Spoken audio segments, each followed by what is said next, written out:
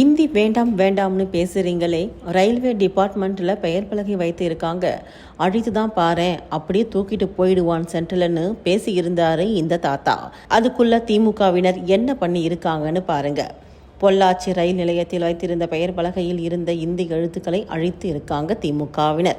இதனால் ஏற்பட்ட பரபரப்பை அடுத்து சம்பவ இடத்திற்கு விரைந்து வந்த பாலக்காடு ரயில்வே போலீசார் மீண்டும் இந்தியில் பெயர் எழுதப்பட்டு இந்த செயலை செய்த திமுகவை சேர்ந்த 5 பேர் மீது பாலக்காடு ரயில்வே பாதுகாப்பு படையினர் 3 பிரிவுகளின் கீழ் வழக்கு பதிவு செய்திருக்காங்க. இப்படியான நிலையில மத்திய அரசுக்கு சொந்தமான பல அலுவலகங்களில் பெயர் பலகையில் இந்தி எழுத்துக்களை அழித்து வருவது மீண்டும் எழுதப்படுவதுமாக இருக்கிறது. நான் என்ன நினைக்கிறேன்னாக்க, இந்த மும்மொழி கொள்கையில் தெலுங்கு தான் கற்றுக்கணும், மெயினாக ஹிந்தி தான் கற்றுக்கணும். ஏன் அப்படின்னாக்க, ஆந்திரா போனாலும் ஹிந்தி பேசலாம், மற்ற சென்னைக்கு பாம்பே போனாலும் ஹிந்தி பேசலாம். ஹிந்தி தெரிஞ்சால் நீ உலகம் பூரா எங்கே வேணால் வேலை பார்க்கலாம். ஹிந்தி தெரியாமல் தமிழில் போய் பாம்பேயில் பேசிங்கனாக்க, மதராசியே யாவ் அப்படின்ட்டுவான், சரியா போய். இது அதனால் ஹிந்தி அங்கேருந்து பீகார்லேருந்து வரவன் இங்கே தமிழை கற்றுக்கிறான். அப்போ பீகாரில் உள்ளவன் என்ன சொல்லுவான்? தமிழ் கற்றுக்காதுன்னு சொல்லுவானா? தமிழ் கற்றுக்கிட்டா நீ இப்போ அங்கே போய் வேலை பார்க்குற. அதனால் ஆந்திரா இதுதான் கற்றுக்கல, மெயினாக ஹிந்தி கற்றுக்கிட்டா நீங்கள் எங்கே வேணாலும் போகலாம். துபாய்க்கும் போகலாம், துபாயிலையும் ஹிந்தி பேசலாம். தமிழ் பேச முடியுமா? ஹிந்தி பேசினா தானே துபாயில் வேலை கிடைக்கும். ஆமா, இப்போ ஆந்திரா, கர்நாடகா எல்லா மாநிலத்துக்கு போனால் கூட ஹிந்தி கர்நாடகாவிலையும் ஹிந்தி பேசுகிறாங்க, எல்லாருமே லாங்குவேஜ். ஆந்திராவிலையும் பேசுகிறாங்க. அதே வந்து இப்போ ரயில்வே ஸ்டேஷன் எடுத்துக்கிட்டீங்க, ஹிந்தியில் போட்டுக்கானா, அதை மட்டும் வேண்டான்னு அழிச்சிடேன். எனக்கு இருமொழி கொள்கை போதும், சென்னை அப்படின்னு போட்டால் போதும். எதுக்கு நீ ஹிந்தியில் மேலே கொண்டு தாரை பூசான் வச்சு உள்ள தூக்கி உள்ள வச்சுருவான்.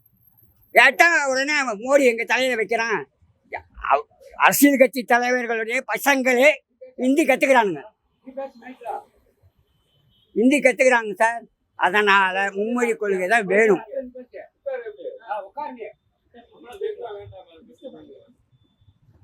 சொல்லுங்க.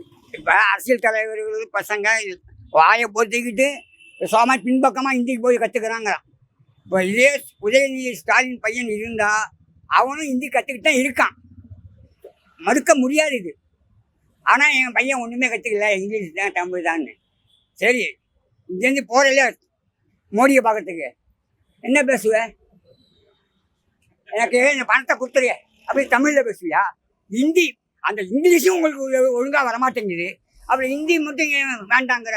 நீ ஒழுங்காக ஹிந்தி கற்றுக்கிட்டேன்னு இதை மோடி பாய் 25,000 மேரக்கோ எல்லாம் சொல்லலாம். நீ மாட்டுக்காது எனக்கு மோடிகிட்ட பேசிட்டேன், எல்லாம் தரேன்னு சொல்லியிருக்காரு அப்படின்னு சொல்லிட்டு தமிழில் பேசிட்டு வரேன். நீ மாட்டுக்க இதே கனிமொழி ஒழுங்காக ஹிந்தி பேசுகிறாளா? இங்கிலீஷ் அதுவும் தத்தா போட்டான்னு. இதில் வேற ஒரிசா போனார் ஸ்டாலின், மம்தா பானர்ஜி பார்க்கறதுக்கு. அங்கே போய் வங்க மொழியில் பேசுகிறாராம், அம்கு தும்கா ஆச்சா பாச்சான்னு. இதெல்லாம் என்ன இது? சும்மா இருக்கிறவங்க இங்கே இருக்கிற பாலியல் தொல்லை தாங்களேன்னு பேப்பரில் போட்டால் அதை மூடி மறைக்கிறதுக்கு மோடி என்னை போட்டு இது பண்ணுறாரு. சொல்லுங்க. தமிழ்நாட்டு மக்களும் அப்படித்தானே இருக்காங்க. அரசியல்வாதி விடுங்க, தமிழ்நாட்டு மக்களே வந்துட்டு எனக்கு தமிழ் தான் முக்கியம்ன்றாங்கல்ல. யாரும் சொல்லவே மாட்டாங்க. என் பையன் பேரனே படிக்கிறான், 5 தான் படிச்சுட்டு இருக்கான், கலாடியா கோபால் ஸ்கூலில் படிச்சுட்டு இருக்கான். நான் போய் ஹிந்தி படிக்காதேன்னு போனேன். என் பையன் இப்படியே அவனை காசி யாத்திரைக்கெல்லாம் அழைச்சின்னு போவேன். அவனை ஹிந்தி படிக்க வைக்கல, ஆனால் அவன் என்கிட்ட ஹிந்தி கற்றுக்கிட்டான். நான் பேச அவன் அப்பாடா இவன் ஃபுல்லாக ஹிந்தி பேசுவான். உங்களுக்கு எல்லாம் தெரியுமா ஹிந்தி? 99% தெரியும் எனக்கு ஹிந்தி.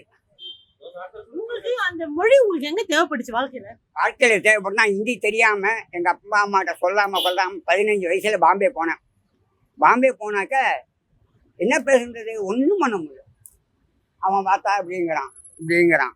சரி போன்னு சொல்லிட்டு அப்படி இப்படி மூட்டை தூக்கி ராஜா ஸ்டேஷனில் மூட்டை தூக்கி டீ கடையில் வேலை பார்த்து கொஞ்சம் கொஞ்சமாக ஹிந்தி கற்றுக்கிட்டு, அப்புறம் தமிழ்காரங்களும் ஹிந்தி கற்றுக்கிட்டு அப்படியே இருந்தோம். பாம்பேயில் போய் தான் ஹிந்தி கற்றுக்கிட்டேன். நான் வந்து புஷத்தை வாங்கியெல்லாம் படிக்கல. சும்மா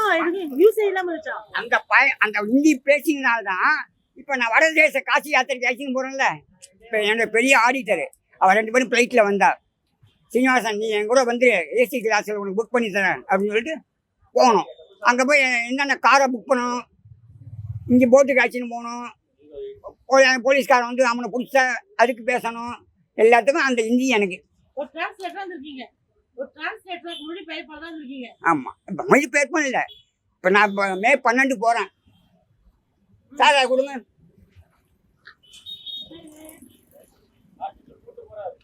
இங்கேருந்து 80 பேர் 70 பேர் அழைச்சின்னு போவேன். அந்த மொழி தெரிஞ்சால் தானே நான் அங்கே போய் சமாளிக்க முடியும். மொழி தெரிஞ்சாதான் சார். நான் சும்மா வந்து மொழியே தெரியாமல் 80 பேர் அழைச்சின்னு போய் கித்தனாக பத்தனாக நான் சொல்ல முடியும். மொழி பேசினாதான் நல்லா இருக்கும்.